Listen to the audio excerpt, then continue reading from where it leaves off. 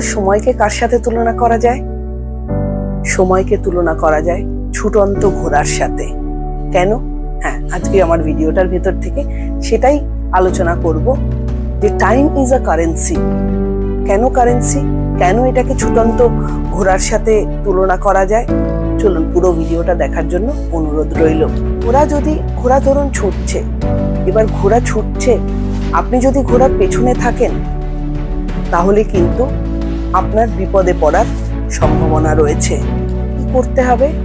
তাই ঘোড়ার পিঠে উঠে ঘোড়ার সাথে আপনাকে কিন্তু দৌড়তে হবে। সেরকমই যারা সময়ের পেছনে পড়ে থাকবে তারা কিন্তু কখনোই কোনো কাজেই সফলতা অর্জন করতে পারবে না।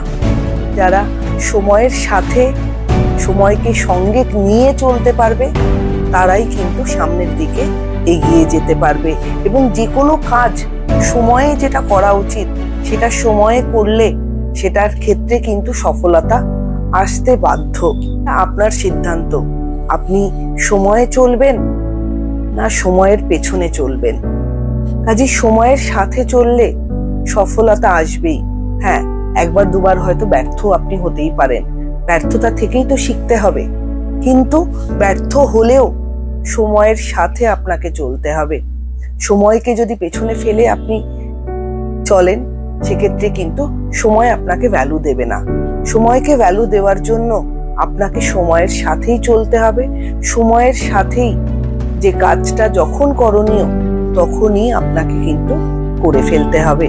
আর এটা যদি আপনি করতে পারেন তাহলেই কিন্তু আপনার কর্মজীবনে বা আপনার জীবনে সফলতা আসবে।